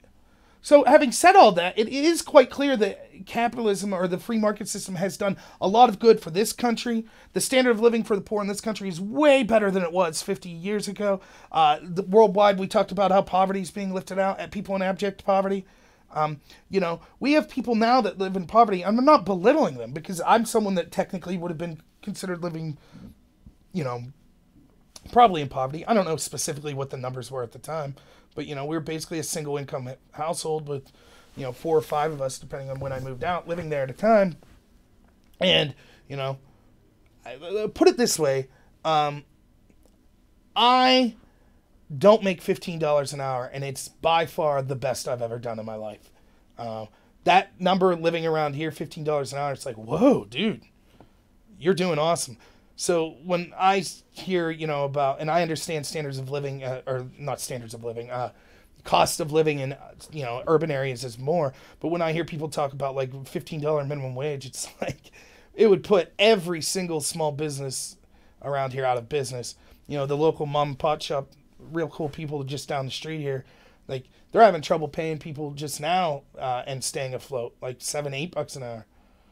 If they had to pay employees $15 an hour, it'd be done just like that, shut down. It's a lot around here. So when I hear it's like fast food workers should be making $15 an hour, it's like, By the way, nothing against fast food working. I worked at Burger King for like off and on for 2 years. It's the hardest job I ever had because dealing with people sucks. So I have no shame. You will never see me denigrate anyone who's working. Period. If you're 50 and that's the only job you can get, good for you. You're better than a lot of people that would have tried to take the easy way out. So I don't denigrate that. But you do have to be honest with about the reason that job pays so little is not because it's because it's a super easy job. It is easy in a lot of sense, but like I said, dealing with the public's sometimes the hardest job that exists. But it's because the skill set necessary for that job is so low. So the labor pool is so high, you could basically get anyone to fill that job. So because the pool of labor is so high, that means that how much they have to pay for the labor. There's always going to be someone willing to take that job. You're not going to get paid $25 to, work as a cashier at Burger King, even if it is way more stressful than jobs that do pay $25 an hour, because there's so many other people that they could fill in with your skill set, So just a little aside there. I have no animosity to people who work fast food or, retail or anything like that. Good for you. You're doing what you have to get by, and I applaud that. Anyone that's willing to work deserves to be applauded. Yeah, ironically, I do all these politics videos. The most watched video I've ever had was about the guy from the Cosby Show that like Fox News and these other places were making fun of, like, he's working at Trader Joe's. It's like, yeah, good for that guy. He could have sat around pouting, whining, trying to do something illegal to get money or, trying to live off the government. Instead, he was like, okay, here's the job I could do right now to provide for my family.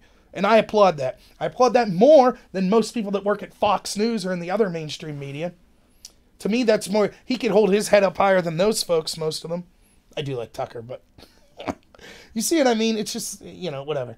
So, anyways, we were talking about income disparity and things like that. So we have to be honest when we're talking about income disparity about exactly what is the cause of it and what our current system said. So I think things are getting better on the actual quality of life for the poor people. Oh, and here's what I was going to say. So yeah, I was probably in poverty to some sense, but I'm super privileged. I never went without food, as maybe you could tell. I had a great family. Things went really well for me, even if we were low economic status. But even when we were low economic status, right, I look back, it's like, I had a PlayStation, had a Nintendo, had a lot of TVs, got to do a lot of fun things, but technically I was in poverty. We have a country where obesity is a problem with the impoverished. Like, that's terrible. Obesity's bad and poverty's bad, but that's a better problem to have than people starving to death in your country. Our standards of poverty now are at the point where people could be in poverty that, have iPhones and things like that. Again, that doesn't mean that we shouldn't try to set up changes to, or that somehow their poverty isn't worth focusing on. I'm not saying that at all. I'm just saying we need to be honest about the discussion. So in that sense, I think as a country we're doing well. But the disparity levels, it's getting way worse. So you ask yourself, what's the cause of this? And there's many potential causes. to me, the best way to look at the reason of it's like, okay, well, let's look. If we, for example, think that the problem's like capitalism versus socialism, that somehow socialism would be a solution, or that it's a right wing thing, more government versus less government. To me, the best thing to do would be to look at the systems that we see that are the closest to getting to what we're saying we would want to be solvency of that. So it's a wordy way of saying, like, let's look at California. That's actually where the worst income disparity is. You basically have nobility, the people that work on Silicon Valley, that are making more wealth than any single person. I won't say that. More wealth than most, even the richest people in history have ever accumulated. Insane amounts of wealth.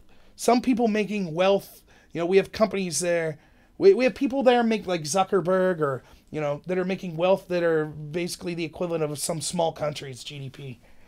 Things like that. I mean, insane wealth these people are making. And they could walk 2 blocks down the road and see people living in abject poverty with fecal matter on the streets, needles littering the roads. Absolutely homeless people in absolute despair. How can that be? Particularly when these people are so left-wing, they're the ones advocating these policies that say, like, oh, we need to have open borders. Oh, we need to do this. We need to, for the poor. They're paying lip service, but what are they doing? How much money does Zuckerberg really need? Or any of these other people in Silicon Valley? They couldn't, out of pocket, be like, geez, here's $5 billion. Let's make some investments. Let's do something. Now, yes, you'll see, like, Bill Gates gives big amounts of money, and which kudos to him, by the way. And by the way, they should all do what they want with their own money. That's how I feel, right? But when you look at proportionally, it's easy to give away hundreds of millions of dollars when you're worth billions of dollars. How much do you really need to live a year? $100,000 a year per person? 150, 200,000 maybe? $100,000 for me and my wife would be groovy. We'd be great. And we're good with far less than that right now. So once you get above that, then what are you doing with your money? You're telling other people they need to be taxed higher, right? But what are you doing? And not only are they not, they're keeping these vast sums of wealth, which they're entitled to do, right? I'm not saying they're not, as long as it's legal. But they think that they're moral because they want everyone else to pay more. That's the real cherry on top, right? I'm a good person because I want other people to do action. I think that everyone should pay more for gasoline, and that would be great for the climate, and that would just be great. It doesn't really affect me. It's only 0.00001% of what I'll pay a year in fuel prices. But everyone should have to do that, and I'm a great person for thinking that. And I think that we should have open borders. Yes, it doesn't affect me. I live in my gated community, and I think that we should get rid of all guns. Sure, I have armed guards still, It's constantly, it's all of these people that want these big government programs that's always like, oh, but it won't affect me. In my personal life, it won't affect me. And that's what you're starting to see in California. That idea is there's a lack of true philanthropy, true morality, where you're like, I want to help my neighbors, because you're just like, the government will take care of it all. Let's just have the government pass new plans. And that's not the way things work.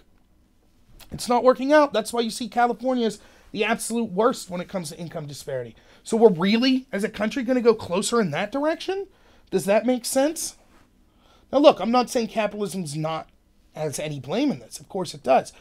But I think that a lot of the problems we see that are occurring are because of government intervention. So for example, student loans. I think the fact that and I know a good friend of mine will disagree with this.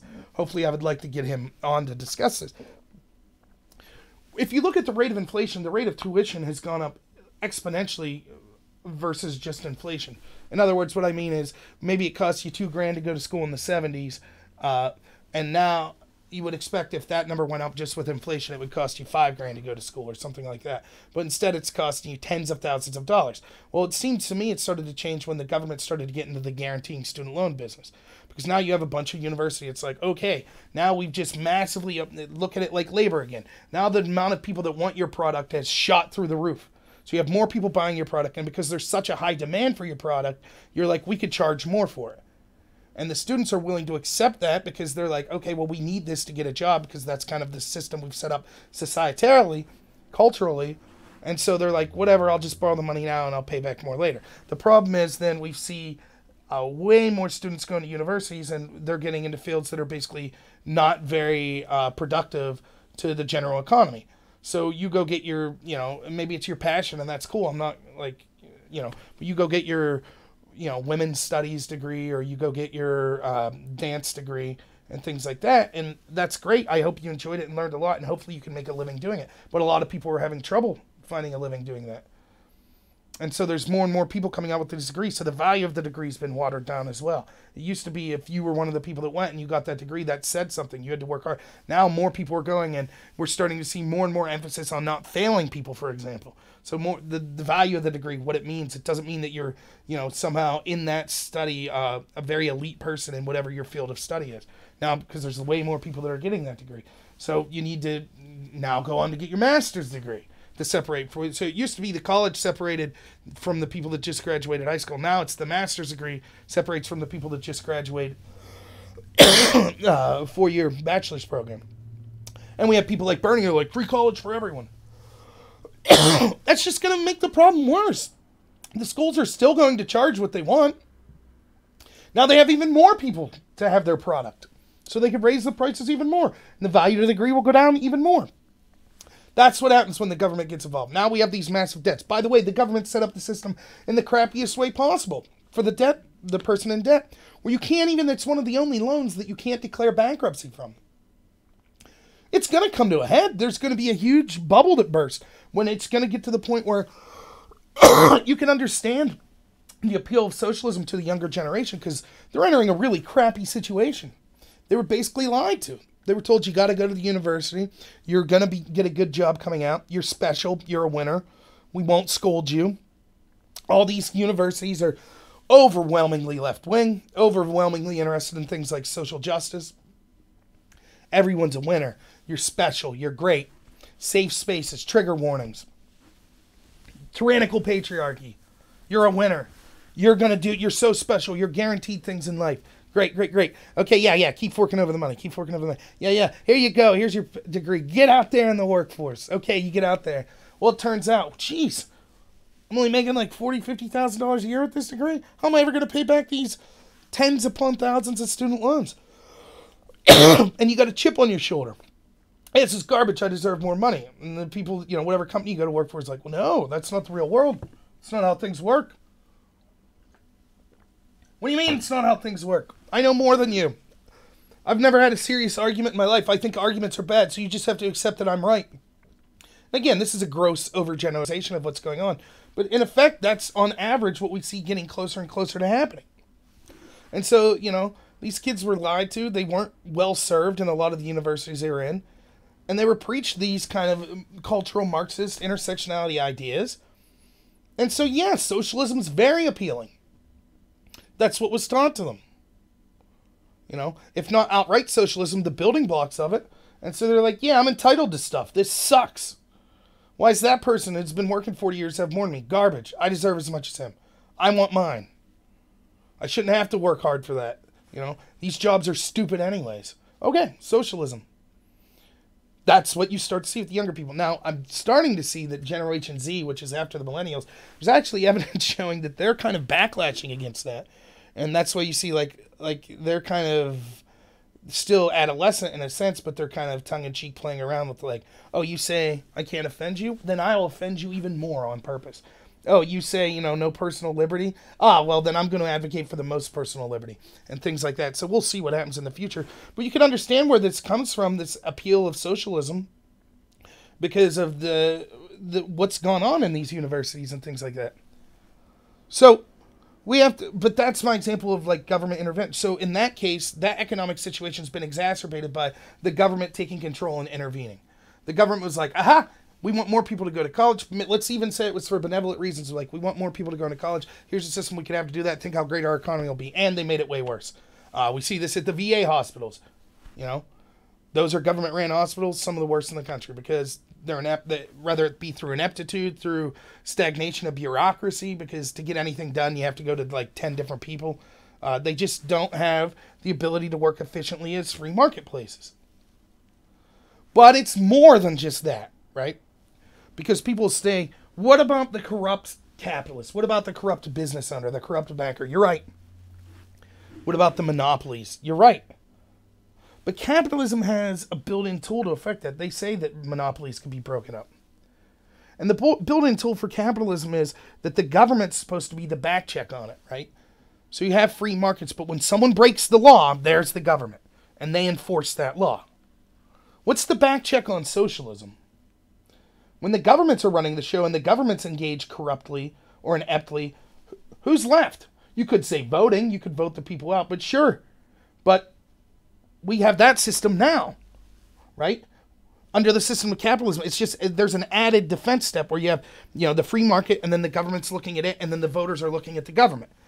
Whereas with socialism, you just have the government's controlling all this stuff and then the voters are looking at the government. And it's way harder under just that system for the voters to have as much say in the government because the government is so much more powerful and entrenched. So what I think a lot of the problem is, let's look at the 2008 bank bailouts, right? That's not capitalism. That's the exact opposite, right? What these banks did, they were capitalist in the sense that they engaged in illegal or risky behaviors. And they did things like, you could write books upon books, and I'm sure they have been written on exactly what happened. But here's in a nutshell, one of the things they were doing was they're basically giving out mortgages and loans to people they knew couldn't pay them back. Then they were taking these loans and packaging them with other good loans and pretending all these loans were good. Then, your 401k and investors would invest in these loan packages, assuming, there's a good chance all this money will get paid back, so this is a good product to invest in. So all these investors invested in it, and then when it turned out that none of the loans started to get paid back, it collapsed, all the people who invested lost a ton of money, the bank sector started to fall apart. That's one of the many things that happened. So, but to me, it's the easiest to understand. When they were making money off this crappy packaging, guess who kept the money? The banks, the CEOs, right? Free market, they kept it. They were being unethical. They were breaking the law in some cases. But then as soon as they lost, under a capitalist system, it would be like, guess what, pal? You lose. You're bankrupt. But that's not what happened. Instead, the government went in and bailed them out. They said, you're too big to fail. Here's a bailout. So what in effect happened was they capitalized gains. When they won, picture this. This is the bank. The bank's at the casino and they're playing roulette. And they're like, we're going to put all this money on red. Boom, win. Great. We all keep the money. Put it on red again. Boom, win. Great. We all keep the money. Put it all on red again. Black. Oh, my bad. I really didn't want to put it on black. Please give me my money back. Okay. That's what happened. They gambled and won, gambled and won, gambled and won, and then gambled and lost. And the government said, it's cool, here's money. Obama went to them and famously said, I'm the only thing that stands between you and the pitchforks. Yeah, well, the pitchforks should have came. That would have been the best thing that could happen. Because guess what? We're going to see the same thing happen again. Mark my words, in the next 4 or 5 years, regardless of Trump or whoever would be elected, the banks are engaging in these very same policies. And why wouldn't they? It made them incredibly rich, the people that were running them. No one went to jail. It wasn't just unethical practices. Some of it was actually criminal practices. But no one went. How's that possible? Well, because the system allowed the government that was supposed to be the back check to not do anything. And the reason for that is because the stronger the government is, right? It's because these people are giving their government friends money. So it's not the free market that was the problem. It was the problem that the government didn't do their job in this free market. So you might say, okay, so then there were two corrupt partners in this. You had the people in the government that allowed them to get away with it, and then the free market people that did it. Yes, that's true. So the solution to this is let's give the government even more power. Well, we already see that the government can act corruptly, so what's to make that change? The more power the government has, the more these businesses are able to lobby. Now, if we didn't have such a convoluted financial system like we do, where the government's so entrenched into it, it would be more difficult for these criminals to lobby, and therefore more likely that the government would have actually brought the hammer down because the lobbying wasn't work. The bigger the government gets, the bigger the business lobbying becomes. And the only way to totally take out lobbying is to totally get rid of all free markets.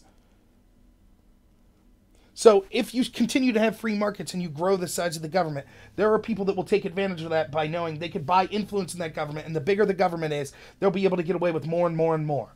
Whereas if it was a small government, the lobbying wouldn't mean as much. They wouldn't be able to get with as much. It would be more transparent to people because there wouldn't be, the more complicated and larger and bureaucratic things get, the more complicated it is for the average person to see exactly what's going on.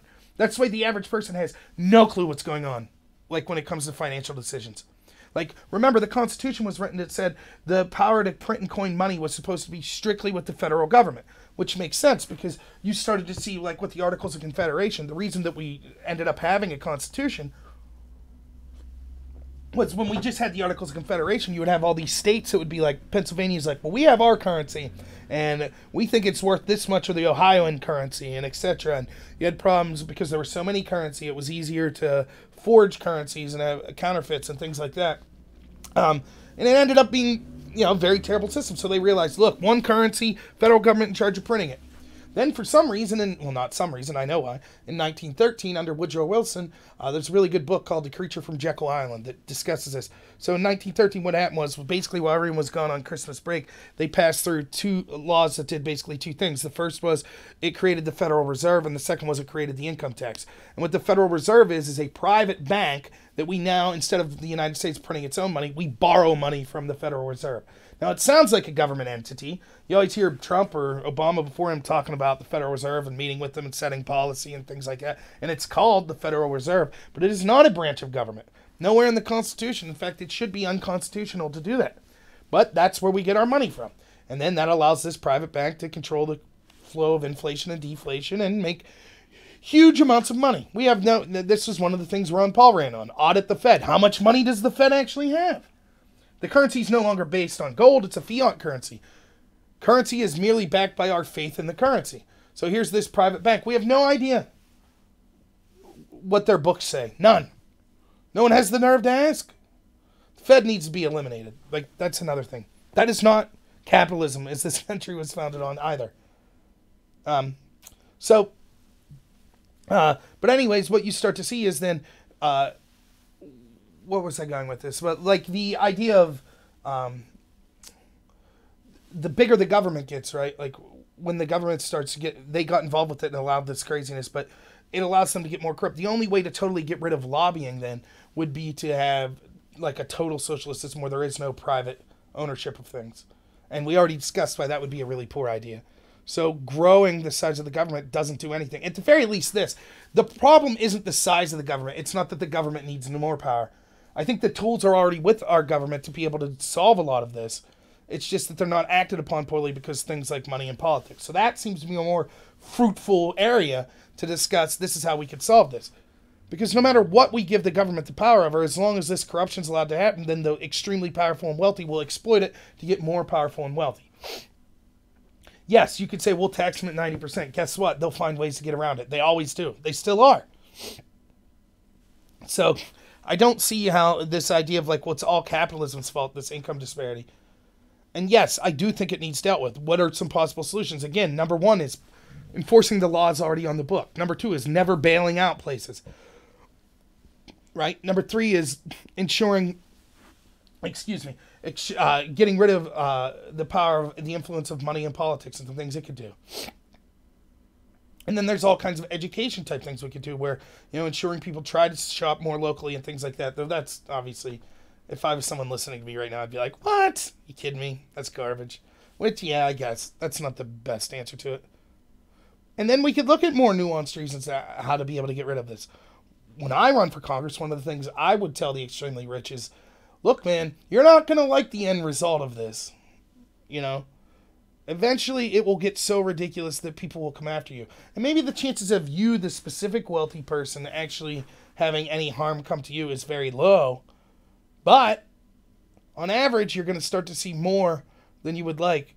So, and again, it's not just that all rich people are terrible. A lot of rich people work their butts off and, they're actually, even if they're not philanthropic, they're actually putting a lot of their money into businesses that are employing a lot of people and things like that.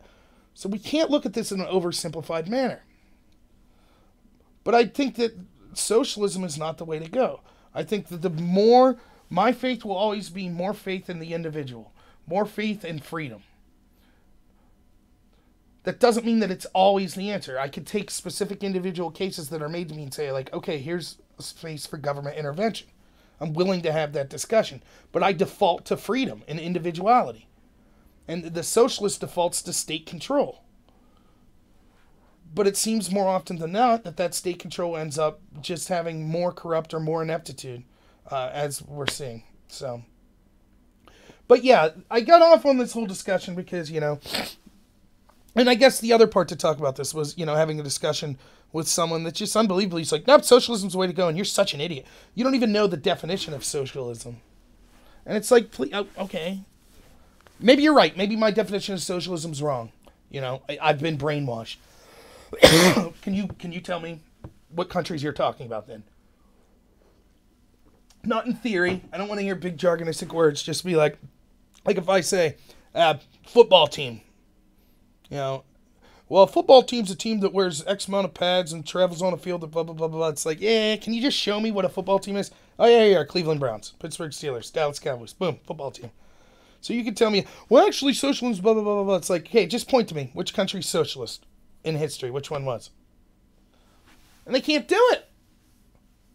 And then if they can, you'll say like, oh, well, that didn't end well, did it? Well, it's not their fault. It's always because these other countries intervened, And it's like, look, I mean, I went over this already, but how do you have a discussion with that?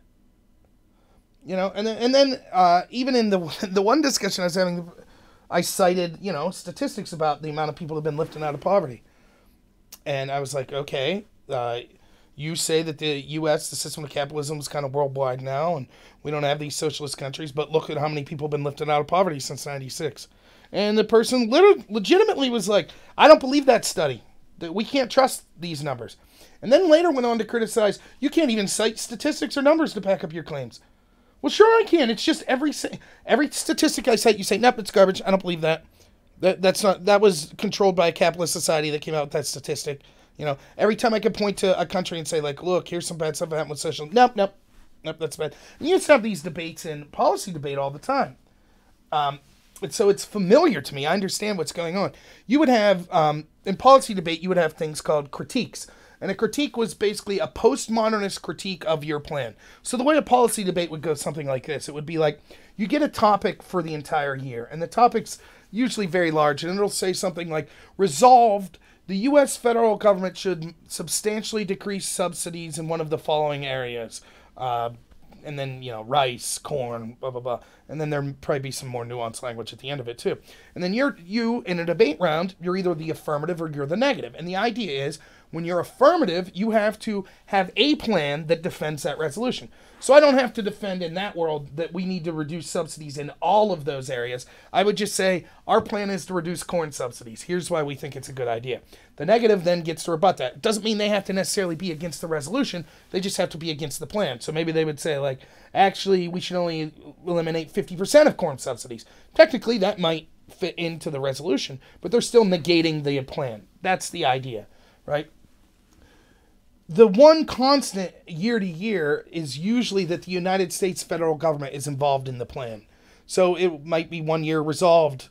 The United States federal government should lower subsidies. The next year would be resolved. The United States federal government should sign one of these treaties. The next year would be like, the United States federal government should overturn one of these court cases, etc. It's almost always the United States federal government. So if you're coming up with a strategy that you could use year to year and get really good at, the first line of attack you would make is the United States federal government. If you could prove that somehow having the United States federal government act would be a bad thing, then you could make that argument every single round. That's the idea, when you're negative. Of course, what the problem with debate is, because debate, you could argue the actual rules of debate by the very nature of it. People stopped following the resolution altogether, so it didn't matter that you were affirmative and you had to defend the U.S. federal government eliminating subsidies in some area. You could just stand up and be like, yeah, screw the U.S. federal government. I want to talk about gay rights. Government sucks. I'm not talking about that. Wait a minute. What's that have to do with the government eliminating subsidies? Hey, who cares? That's what debate became a lot. But anyways, when people were criticizing the government, they would criticize government action, and a lot of times they would criticize capitalism, and they would make the criticism using postmodernist authors. Postmodernists are kind of a response to like the Enlightenment, and basically they're saying like the Enlightenment and the westernized thinking in philosophy was like, there's a truth out there and we should structure our society in kind of the best possible way to truth. This is basically what Christianity is based on. You know, Jesus is the truth teller. We should model ourselves after seeking the truth. You know, be like Christ, be the truth. That's the idea, regardless if you are Christian or not. But that's kind of like the idea of enlightenment. Truth, you know. The postmodernists are like, no, there is no such thing as truth. Everything's subjective. And I could get into it. Someday I'll get into more nuances of postmodernism. But those types of critiques, that there's no such thing as truth, that's what would be used against you, because you use the United States federal government. Well, that's a tool of modernity, of the Western Enlightenment, and that's bad. Actually, postmodernism, there is no such thing as truth. So you should lose because of this. And you would have, normally you could run things called counterplans. So I'm getting off in the weeds here. They would criticize like the fact that you used a capitalist system. They would say, nah, your system used capitalism. That's bad. Capitalism's really crappy. Here's all the bad things capitalism does. Now, you would try to be like, well, wait a minute. What about all the good things capitalism does? Nope, doesn't matter. The root of all evil is capitalism. Okay. So what's your alternative, right? Because if you're saying this system sucks, and it's like, well, then I want to weigh this system against the system that you're proposing. And almost universally, they would say, oh, no, we're not proposing a system. We're just saying your system sucks and you should lose. Well, what's the alternative system? You know, and maybe they'd start to say socialism, and you'd be like, okay, well, here's problems with socialism. And they'd go, oh, no, we wouldn't have that bad part of socialism. So everything you'd say, they'd be like, yep, we'll take that out too. What about this? Yeah, sure, get rid of that too. What about that? Yep, get rid of that. Well, wait a minute. Well, that's just what, it doesn't matter. It's just your system sucks. And it's like, you can't have a serious discussion like that. They just, you can't, there's no ball to aim at. It's just then you have to, your only chance then is to argue capitalism doesn't lead to all the bad things you're saying. And it puts, it's such a strategic advantage to them. You know, it's just like, what it does is it looks at things in a vacuum and doesn't look at it contextually. It doesn't look at it, what's the word I'm looking for? In the grand scheme of things, right? You know, picture you're just saying, like, talking about baseball, and you're just like, well, the Yankees suck, man. They struck out like 70-something, you know. Yankees struck out 280 times last year. They only scored an average of like 3.3 runs a year. Their ERA for the year was like 4.7. You'd be like, oh, yeah, I guess that sounds bad. Like, where did that rank them in the league? Oh, no, we're not talking about the league. You can't bring other teams into it. We're not focusing on that. We're just saying the Yankees suck. And it's like, well, yeah, but it has to be compared to something. We have to view it in context. But this is the exact same argument that I'm having with people now, where it's like, no, you can't criticize, you can't look at past socialist countries and say this is what was bad about them, because they weren't socialist. So then what is socialism? You know, I can't really define it. It hasn't really existed. To the extent it has, it would have worked if capitalism didn't screw it over constantly. But trust me, just give the government the power, that's the way to go. Yes, you can look over and over again and be like, wait a minute, every time we get down this road, it ends up poorly when we start giving the government more power. But this time it's different. Trust me. Just trust me. Trust me, it'll be different this time. No, you can't talk about all the people that died and stuff. Yes, I will blame capitalism on everyone that's ever died. I can do that, right? I'll look at this country and say, yep, United States capitalism, all the people that died in there is capitalism. And no, I'm not willing to say that the benefits that of poor people or anything in that country were due to capitalism. That's all just happenstance. It had nothing to do with capitalism. But you just got to trust me. You just got to trust. Oh, you have statistics that things in some measures got better under capitalism? Yeah, those stats are fake too. So you can't look at the socialist country. That's just your capitalists saying they were socialist.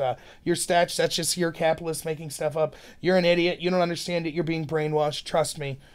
Just go with me. Give me and my people the power over all the government. Leave us control everything. It'll be totally good. Trust us. More power, the better. Trust us. It'll work out. You know. And if it doesn't, oh well, we tried, right? Because things are as bad as they could possibly be right now. Total nonsense. Socialism is ridiculous. So if I hammered two main points in this that I went trying to go after when I went in is, one, socialism's crap, and two, I'm not seeing the distinction at this point between democratic socialism and socialism. We could argue the semantic game all we want, but if you're endorsing things like this Green New Deal and the language that's in there, you're a socialist in my mind, and even if that's not the word you want to call yourself, fine, I'll call you what you want. But it is a terrible idea that'll lead to economic collapse. It's unattainable. It'll lead to tribalism, as you're judging people based on races and genders and things like that. And it'll lead to all the bad problems we saw with the socialist country. So that's it. That's my... I just rambled for an hour and 50 minutes about socialism. Yay! Like I said, I had to do this late because I was at work, so... And by the way, like, it's funny to me, how you have, like, a lot of my friends that are bigger advocates for socialism make way more money than me. So, in effect, their policy would probably financially benefit me, and my ideas would probably financially benefit them. But I don't care. Like, I understand that the amount of wealth I'm making are largely based on my choices in life. You know, I could have worked harder. I could have done things better. But I didn't. And I'm perfectly happy where I'm at. Don't get me wrong. But I'm not claiming that I need some sort of social justice because, you know, I've been, you know, messed with or anything. Of course, they all know. They all know that I'm privileged. I'm a white man, right? So what does it matter? So if no one has anything else, I'll probably be heading out. For the 3 people that are still here, I will probably still be doing... I'm trying to get way better at coming out with daily videos. I need to come up with an idea of a time for those videos. And it's so weird because I don't know when I'm able to do them each day. So I'm going to ask people's opinions at some point of, let's say I do a video at 5 o'clock and it's finished. Is it better to just release the video as I finish it, or to hold on and try to release all the videos at the same time every day? I don't know, because I'm reading a lot that talks about, like, that sort of consistency is a good thing. So I'm going to try to feel out what people think on that, if anyone has any comments on that. But I am going to try to be consistent in at least doing 1 video a day. That most of those won't be live streams. The other, I'm still trying to get people both in person and through online means to do videos with me. If anyone here would like to do a video with me, it doesn't have to be live. I don't have to show your face. We don't have to use your real name. If you're ever, for whatever reason, unhappy with the video, we would take it down. It all goes without saying. And so I'm still looking into getting more videos like that. And the other thing I wanted to announce is there's a friend of mine. He has a channel which you should check out. It's Drone Tech is the name of the YouTube user. It's spelled how you'd think, D-R-O-N-E, and then Tech is T-E-K. And he has a channel where he focuses a lot on media bias. He's way better at editing and things like that than me, and he's having more of a geared towards a focus of, he used to just show videos that was like just blatantly, you could kind of look into yourself, the media bias, but he's now doing more commentary over it, which I think he's doing a very good job with. And he's actually going to have me on his live stream next Thursday at 4:30. So you'll be able to check me out on there if you want, and I think that'll go really good. We are going to be discussing probably a broad range of topics, but it's primarily going to be focused on Russia collusion, which I think this is the first live stream I haven't talked about it. But yeah, so I don't know how long that'll go, maybe an hour or so, but just talking about Russia collusion. And I'm excited to do that because, don't get me wrong, I absolutely, I don't care if there's only one person listening to me. Heck, don't get me wrong, I want more people to listen to me, but, you know, if one person finds what I'm saying interesting, I think that's amazing. And so, you know, but his channel has something like 50,000 subscribers. So it'll be nice to, like, speak to an audience that's maybe hasn't heard me and it's bigger. And I would like to try to get my message out there to some more people. So I'm kind of excited for the opportunity, but I'm not going to, regardless, I'm not going to change who I am. I think one of the things I like about, there's plenty of stuff I hate about me. But one of the things I like about me is I think I'm pretty genuine. I might clean up my language here or there, or, you know, put on a dressier shirt. This is about as dressy as it gets for me. But I'm basically who I am in any crowd. If I'm hanging out with my debate friends and they're all super left-wing progressives, I'm basically who I am.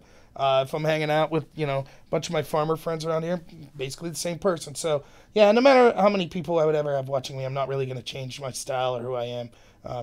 You know, you have to be polite in certain areas, you know, but other than that, so yeah, it's something I'm looking forward to. So Drone Tech again, and actually I'll put that in the chat in case anyone's interested, and that'll be next Thursday. Did I spell Thursday? No, I'm an idiot. At 4:30 Eastern time. So, all right. Well, thank you everyone for listening, and I'll try to. I'll probably be posting this video on Above Top Secret and a couple other places. Just riffing on socialism. I doubt many people watched the whole hour 53 minutes like you people did. So thanks a lot. I really appreciate it. And yeah, check me out tomorrow. Like and subscribe if you haven't. And I should have a new video up tomorrow. So, all right, everyone, have a good one.